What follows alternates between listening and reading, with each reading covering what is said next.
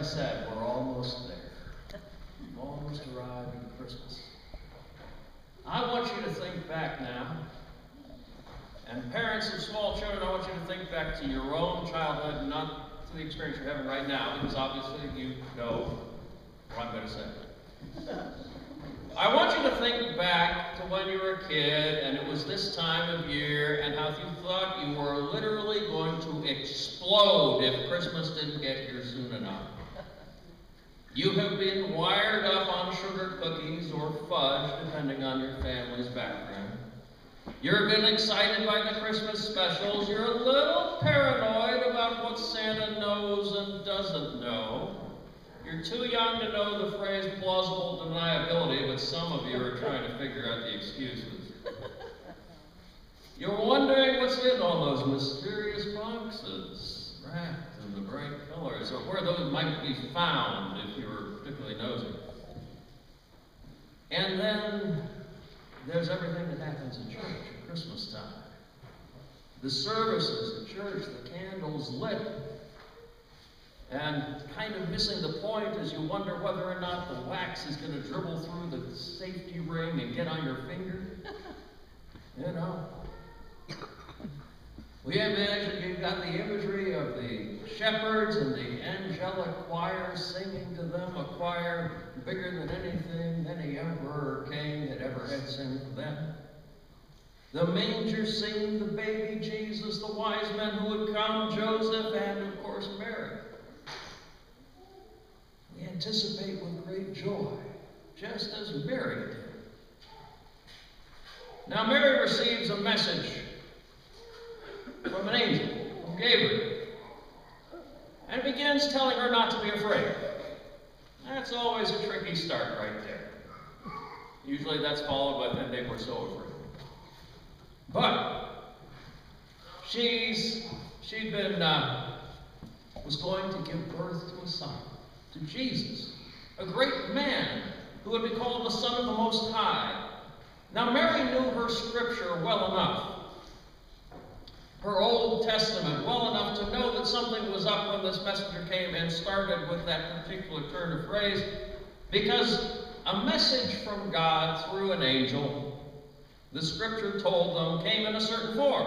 An angel appeared. The recipient is afraid. The person receives a task in the message. The person objects to the task from the message. And a sign is given confirming that the message is real, and the person then accepts the message. So Mary knew a little bit about what was coming here, although it was still a bit of a surprise what the message really was. And Mary made a pretty solid objection there. Excuse me, I'm a virgin. I am unmarried. I cannot be having this baby. You're telling me about. Gabriel explains that the Holy Spirit's going to handle everything and confirms that the message is true. He says, now you remember your relative Elizabeth, the older lady there, never had a kid? Well, she's going to have a child. And that is proof that what I'm telling you is true.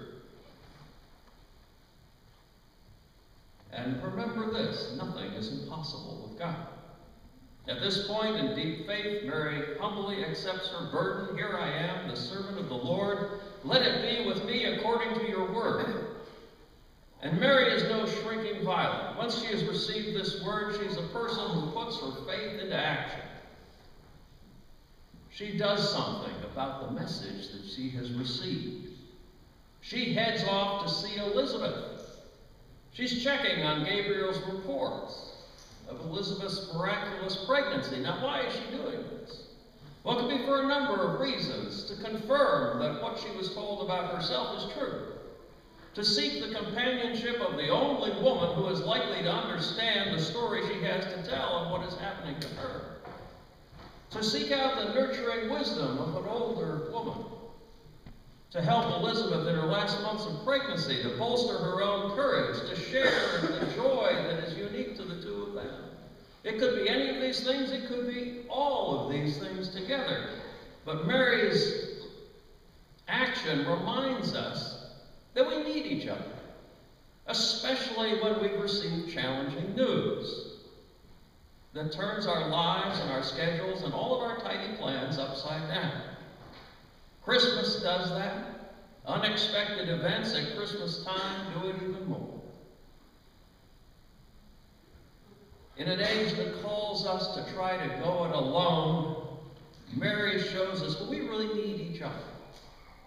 For our shared joy celebrated together, to courage that we can find in each other, for wisdom that can be shared back and forth, assistance offered and accepted, simple companionship which God made us for and intended us to have. It's why we come together to worship as a body. Need that strength and companionship, that knowledge. So, Mary offers us an example of boldness in the face of her message received. In haste, she heads off to see Elizabeth. Now, this is not an easy thing for her to do. It's a 3 to 5 day journey from Nazareth into the hill country where Elizabeth and Zechariah live. And it's not a trip you make lightly because there are bandits along the road. And road bandits are far worse than porch pirates, let me tell you that. So she had to find a caravan that was traveling in the right direction that would get her there safely, and she does. We need to commit to Mary's boldness of faith and action as well. Mary enters Zechariah's and Elizabeth's house, and these two are quite prepared. You've got Elizabeth, who is beyond her regular childbearing years, as was understood in the world. And then you have Mary, who should be too young to be bearing children herself, according to society.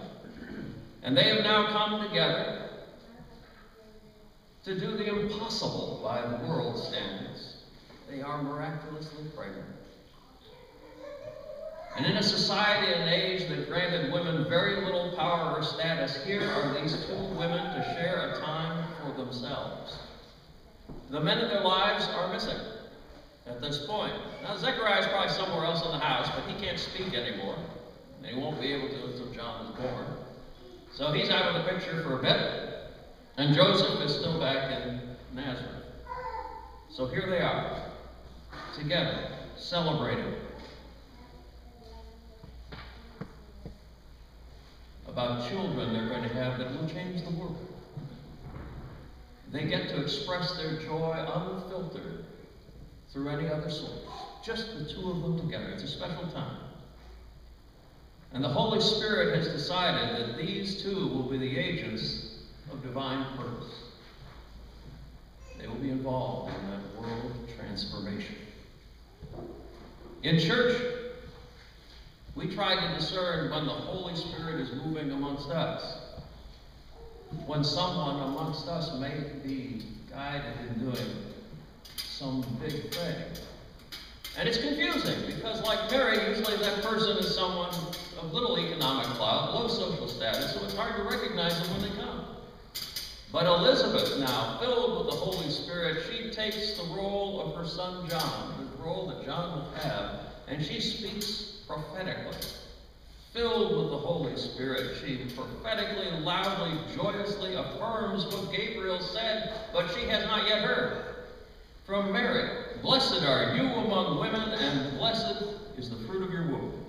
At this point, inspired by the Holy Spirit, the baby John is said to leap in his mother's womb as he and Jesus are introduced for the first time. Like Mary, like Elizabeth, like the baby John, we too may respond with joy and faithful certainty at the promptings of the Holy Spirit this Christmas and all throughout the year. So we have two ladies who have been joined in a miraculous bond. And they're a great contrast from each other. Of course, Elizabeth is a married person. She's married to a respected priest. She's secure in her status. She is known as a righteous person who's living blamelessly according to all the commandments. That's her position in society. Mary, on the other hand, is unwed. And she now has a suspicious pregnancy. She's startlingly young. She's at the opposite end of the social spectrum from Elizabeth. And their children will be contrasts as well. John is the miracle happening at the end of someone's childbearing years. And he will also be closing out one age of human history, the age before the coming of the Messiah. And Jesus, of course, is the miracle coming a little before what people expected to be standard childbearing years. And he will be ushering in the new age of humanity. So they are contrasts as well. Elizabeth welcomes Mary ecstatically. And together they share each other's joy, throwing society's conventions to the winds as they do so. When we think of ourselves and how the Holy Spirit might use us, sometimes we tremble, as Mary did. And we think, surely not me, I'm too lowly for this. And yet the Holy Spirit makes use of completely diverse people, as opposite as Elizabeth and Mary. And that leaves a whole lot of room for us in the middle there, if we're faithful enough, if we're ready to believe and act what we're called. Elizabeth blesses Mary again. This is the second time she's blessing Mary, not the baby. When she said, "Blessed is she who believed that there would be a fulfillment of what was spoken to her by the Lord." Mary hears the message, she takes it in, she believes it, and believing it, she acts boldly. Mary will face many trials because of it. The potential loss of her fiancé, Joseph, when he finds of the sudden pregnancy and the strange story that goes with it. Trouble from Mary's own family if they determine that she has shamed their honor. Trouble with the community that will have problems grappling with this situation as well. And the loss of a nice, neat, predictable future that has been shattered by the unexpected child on the way. Yet Mary responds to it all not by cradling her head in her hands and grieving, but with deep belief and great joy. She makes the song of praise next. She rejoices that God has found favor with a lowly servant such as herself. She revels that God is lifting up lowly people, bringing the hungry people good things, and helping Israel to remember her history with God. She also recalls how God turns the world's expectations, the world's order, upside down. It was done with Mary, it was done with Elizabeth, and it was done for the betterment of all God's children. It's a wonderful statement of faith, of joy.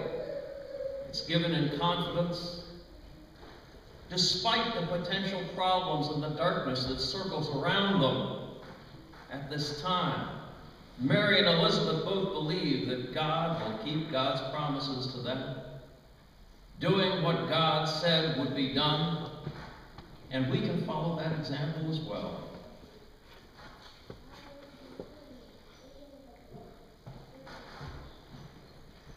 Elizabeth shatters all social expectations at that point, embraces Mary, brings her in when Mary is in a bad way by society's standards, unmarried, pregnant, ready for social judgment, shame, and ridicule.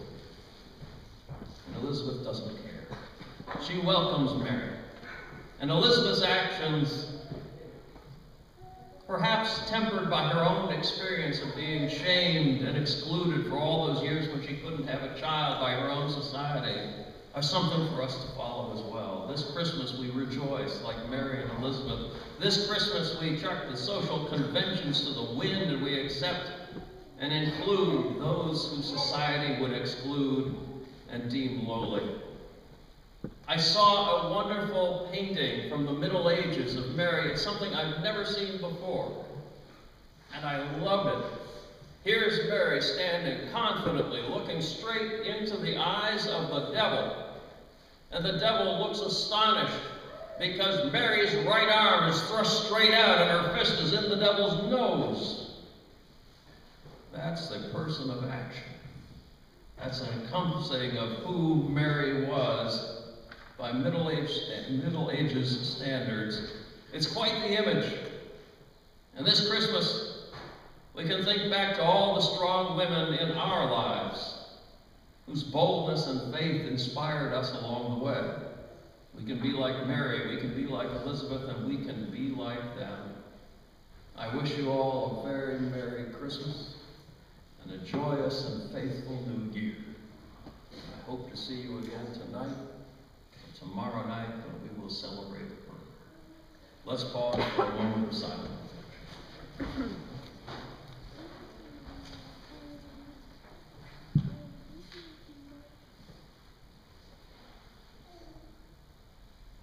Amen. Please rise.